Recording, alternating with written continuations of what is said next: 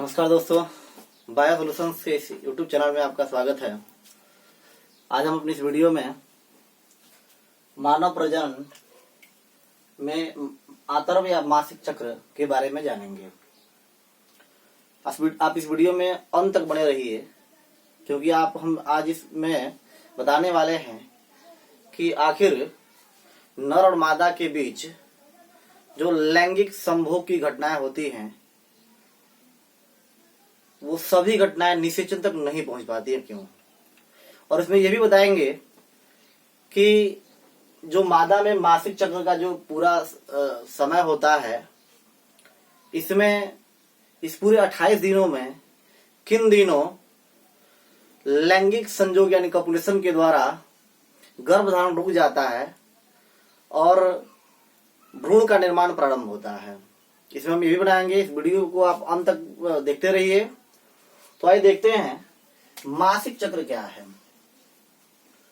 तो प्राइमेट्स मादा जैसे बंदर, मानव, कपि इत्यादि के प्रजनन अंगों तथा व्यवहार में होने वाले चक्रीय परिवर्तनों को ही मासिक चक्र मेंस्ट्रुअल साइकिल कहा जाता है। ये मादा में मासिक चक्र की जो घटनाएं होती हैं पूरी तरह से हार्मोनल नियंत्रण की विधि है। यह मासिक चक्र सामान्यतः 12 से 15 वर्ष की आयु से प्रारंभ होकर 45 से 50 वर्ष की आयु तक जारी रहता है। इस मासिक चक्र की शुरुआत यौनारंभ के समय होती है। प्रथम मासिक स्राव को रजोदर्शन यानी मेनार्की कहा जाता है।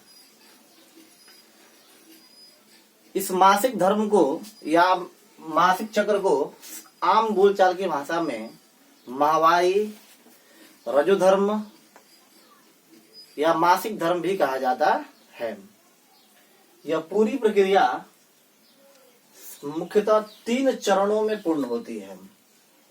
सबसे पहली प्रक्रिया की बात करें तो इसमें है प्रोलिफेरेटिव या एस्ट्रोजन या फॉलिकुलर फेज।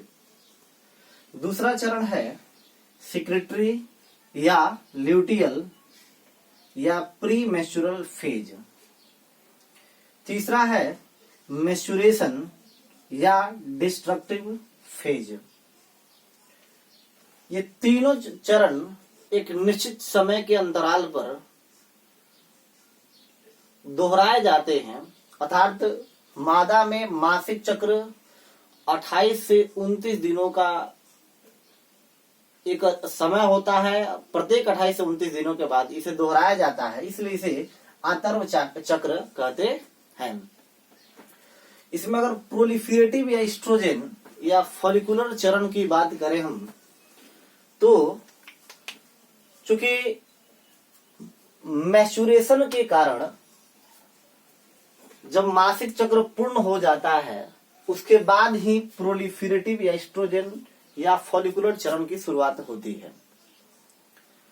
यह मासिक चक्र जो प्रथम से 5 दिनों में होता है, इस अवस्था में मादा के अंडाशय में हार्मोन का स्तर गिर जाता है। हार्मोन के स्तर के गिरने से hypothalamus gland gonadotropin releasing hormone, यानी जब इसका मैच्योरेशन में हार्मोन का स्तर गिरेगा तो यह यहाँ पर एक हार्मोन निकलता है हाइपोथैलेमस ग्लैंड से, GnRH, गोनाडोट्रोपिन रिलीजिंग हार्मोन। यह हार्मोन एंटेरियर पिट्यूटरी ग्लैंड पर कार्य करता है और इस एंटेरियर पिट्यूटरी ग्लैंड से 2 गोनाडोट्रोपिन हार्मोन FSH और LH के स्राव को प्रेरित करता है। यही GnRH प्रोलिफेरेटिव या एस्ट्रोजन या फॉलिकुलर फेज की शुरुआत कराता है। इस चरण की शुरुआत मासिक चक्र पूर्ण होने के बाद ही शुरू होता है। अर्थात मासिक चक्र प्रारंभ होने के 6वें दिन शुरू होता है और 9 दिन तक जारी रहता है। अतः यह 6वें दिन से शुरू होकर के 14वें दिन तक जारी रहता है। यानी प्रोलिफेरेटिव फेज 6वां दिन से प्रारंभ हुआ और 14वें दिन तक जारी रहता है। आपने देखा कि GnRH ने एंटीरियर पिट्यूटरी ग्लैंड से FSH और LH के स्राव को प्रेरित कराया। अब इस FSH और LH के प्रभाव से संपूर्ण अंडाशय और कुछ फॉलिकल बढ़ना प्रारंभ कर देते हैं। इसमें से एक फॉलिकल ओवम को मुक्त करने के लायक बढ़ जाता है और शेष अपने पूर्वावस्था में चले जाते हैं। इसमें फॉलिकल के बढ़ने की घटनाओं को भी आप देख रहे हैं। जैसे जैसे फॉलिकल बढ़ रहा है, इसमें केवल एक ही फॉलिकल बढ़ रहा है जो ओवम को मुक्त कर सके और शेष फॉलिकल अंडाशय में अपने पूर्वावस्था में चले जाते हैं। जैसे ही फॉलिकल बढ़ते रहते हैं तो ग्राफियन फॉलिकल का निर्माण होता है और ग्राफियन फॉलिकल से एस्ट्रोजन नामक हार्मोन का स्राव होता है। यह एस्ट्रोजन गर्भाशय में इंडोमेट्रियम की मोटाई को बढ़ाता है और उसे ज्यादा संवहनीय वैस्कुलराइज करता है। फिर इस एस्ट्रोजन का स्तर जैसे जैसे बड़ा होता है, यह LH हार्मोन के स्राव को भी बढ़ा देता है। जब LH का स्राव 6 से 10 गुना बढ़ जाता है तो यह LH ओवुलेशन यानी अंडोत्सर्ग को प्रेरित करता है, अर्थात फॉलिकल से अंडे बाहर मुक्त हो जाते हैं। यही प्रोलिफेरेटिव फेज है। चूंकि इसमें एस्ट्रोजन का स्राव हुआ और फॉलिकल बढ़ना प्रारंभ किए, इसलिए इसे एस्ट्रोजन या फॉलिकुलर फेज कहा जाता है। इसके बाद सिक्रेटरी या ल्यूटियल या प्री मैच्योर फेज आता है। यह 14 दिनों की अवधि होती है, अर्थात यह 15वें दिन से प्रारंभ होकर 28वें दिन तक जारी रहता है।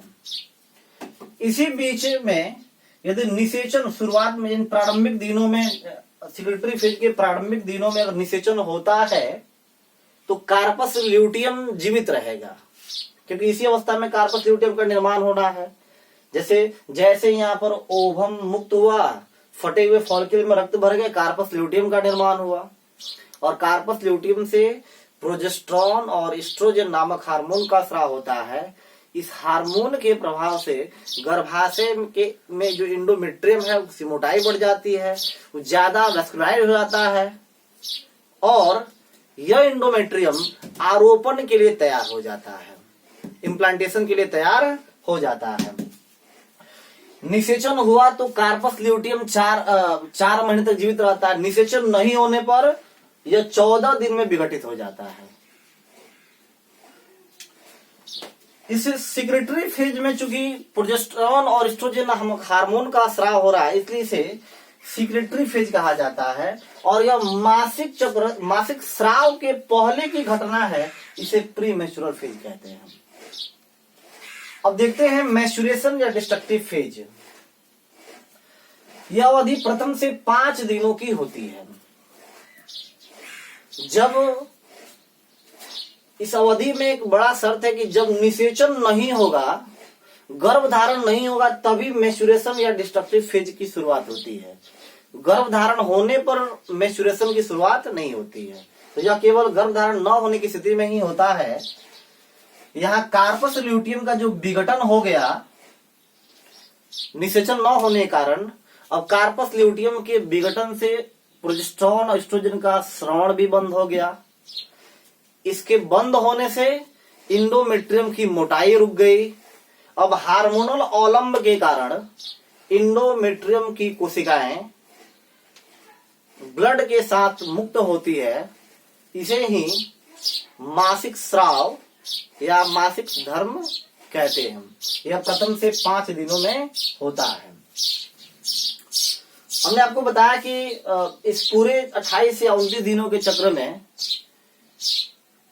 किस समय मैथुन की क्रिया गर्भधारण को सुनिश्चित करती है। तो देखते हैं उसमें ये सामान्य तौर पर आरोपण 12 से 16 दिन के बीच में होता है, लेकिन उसमें 14वें दिन ही अधिकांश आरोपण हो जाता है।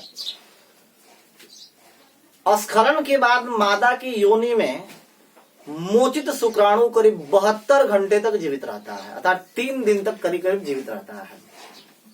और यहाँ फॉलिकल से अंडाणु मुक्त होने पर 24 घंटे तक जीवित रहता है। इस प्रकार देखें तो करीब 10 से लेकर के 17वें दिन की जो अवधि है, इसी अवधि को फर्टाइल डेज कहा जाता है।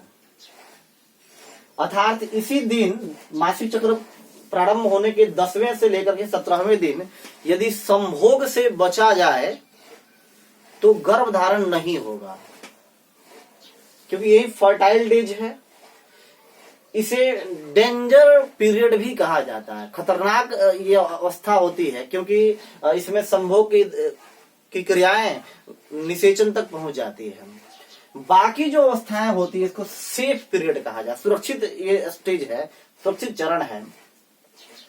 जब मासिक चक्र पूर्ण हो जाता है, ये मैचुरल स्राव पूर्ण हो गया, मासिक स्राव शरीर से बाहर निकल जाता है वेजाइना के द्वारा, तो इंडोमेट्रियम की कोशिकाएं जो टूट कर बाहर निकले थे, इसके कारण अंडाशय में प्रोजेस्टेरोन और एस्ट्रोजन हार्मोन का स्तर पुनः गिर जाता है। अब इसका स्तर गिरने के कारण ही पुनः हाइपोथैलेमस ग्लैंड से GnRH का स्राव प्रेरित होता है। इस प्रकार यह प्रक्रिया प्रत्येक 28 या 29 दिनों पर दोहराई जाती है, जिसे आतर्व चक्र कहते हैं। ये पूरी जो मासिक चक्र की प्रक्रिया है 45 से 50 वर्ष की आयु के बाद माताओं में अस्थायी तौर पर रुक जाता है। इस अवस्था को मीनोपाउज के नाम से जानते हैं। दोस्तों, ये वीडियो अगर आपको पसंद आया तो आप इसे लाइक, शेयर और सब्सक्राइब करें। कहीं इसमें डाउट हो तो आप इसे कमेंट बॉक्स में अवश्य पूछें।